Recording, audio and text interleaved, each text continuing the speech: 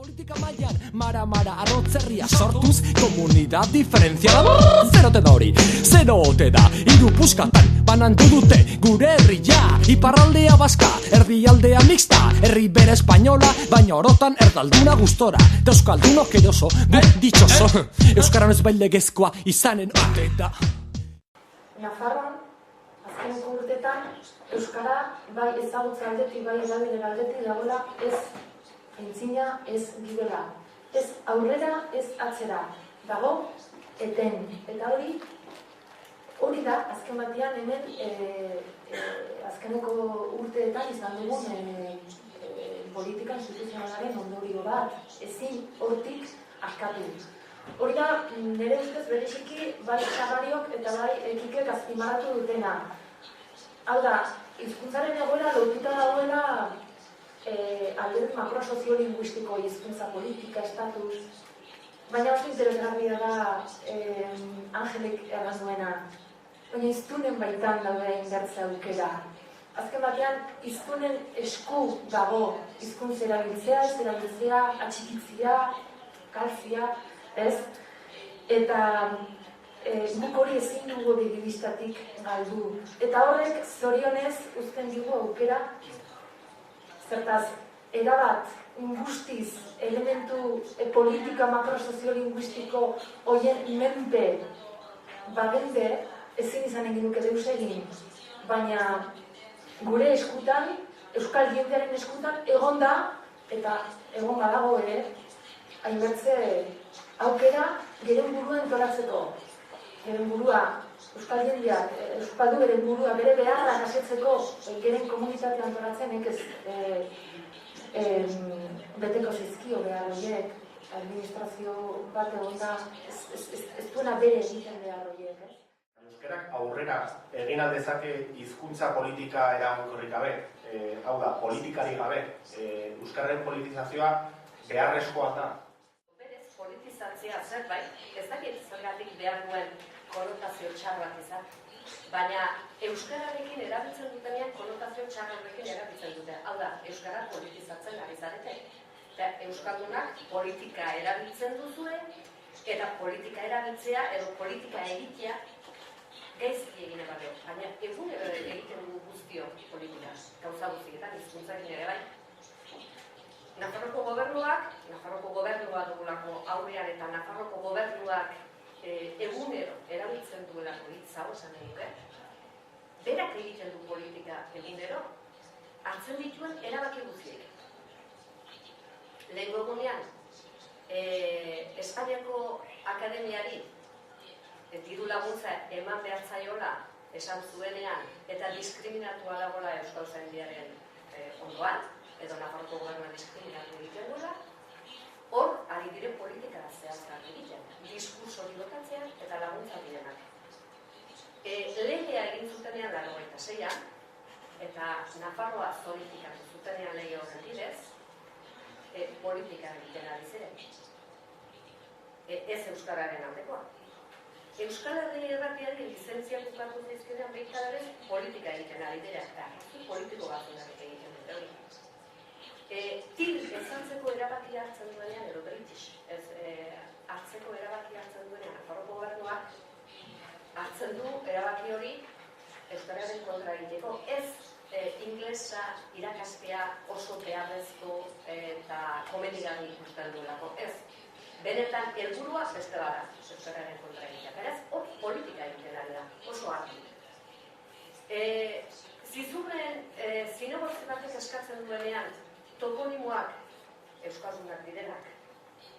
Erdaraz jarriak direla, hizkuntz politika egiten ari direla, politizatzen ari da.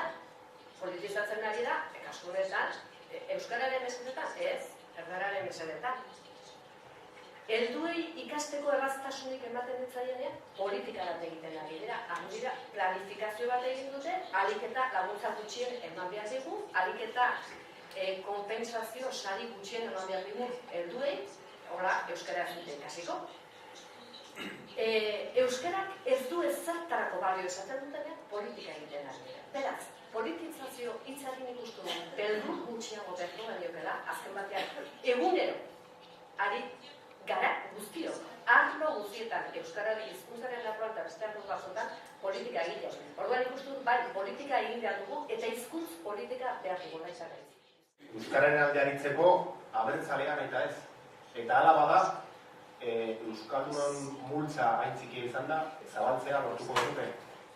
Nik uste dut, neurri batian bai, ez ala behar duelako, ezik eta kanpotik ala ikusten zaituztelako, eta izan gabe ere, segurunik euskararen inguruan bakagutza eta bar, kanpotik jatik eta hori jarriko zaituzte, eta hori gauza jakina da, teoria asko jorratu dute gai hori, zer nola begiratzen zaituzten kanpotik, nola bai hori bihurtzen zara, nahi, ala ez. Izan ere, horregatik, beragatik seguruena, askotan ikusten da, denok sorpresa hartu izan ditugu, Euskaldunok hartu ditugu sorpresak, hori, toki bitxi batian, ez dakit, normalen euskaraz aditzen ez duzun toki batian, euskaraz aditzen badiozu, hor bat adun eta trajedun bati sorpresa hartzen duzu, behintzat Nafarroan, beste toki batian, Donosti batian errazagoa da, ez? Eta paradoja bat ez hartzen du, ez? Uste baino jende gehiago euskalduna eta euskaltzalea da, baina guk sortutako edo kanpotik esan bezala ezarritako dinamika batek eragin da, hori, uniformetasunera jotzen da, ez? Uniformetasun horren baitan ezaugarrietako bat abertzale susmoa da, ez? Hori, ez dakit, joain gutxi paradoja moduan ezarri dut eta formulatu dudan moduan aniztasun irrikaren paradoja da, ez?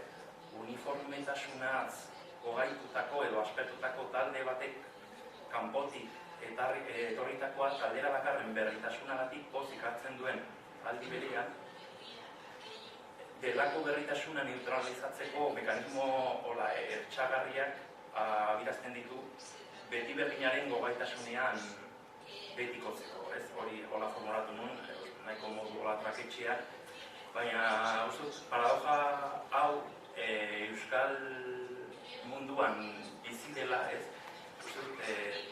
Gehienetan proiektatzen dugula uniformatasun itxura bat, ez? Eta nik esango nuke horren kontra borrokatu beharko genukela. Hau, naiz iritsi egitera, baina uste dut martxanetan laster hasiko naizela. Kalian, tokiri ez ustekoenian, bakarrik izketan eta gai oso jaso eta erakargarri ez hitz egin da, Proust, Heidegger edo horrelako gauzak aipatzen eta euskaraz, ez? Jendeak izan ezan. Ze gauzak interesgarriak, ez? Baina hori, berra da nire buruaren promozioa egiteko ere balituko duke, eta zetik interesgarri, ez? Euskalduna eta kultua eta sagrari bezala kali motxozalea ez da, eta nik uste horlako modu horiak hartu beharko liratezkela eta hori zuri garestiak eskatu eta txampaina zerra hori euskaren aldeko hizkun politika bat izan diteke txampaina botila garestiak eskatzea basutsuelon edo horlako tabernetan. Zer egin dezakegu, euskeraz ez dakiten Nafarro edo Nafarrak euskerara ez dakit ekartzeko edo erakartzeko 20 urtetan edo 25 urtetan, 30 urtetan euskaldun du diren batzuenik entzun izan digez. Euskarari esker, hau da mundu berria eta ederra ezagutu dutan, ezta?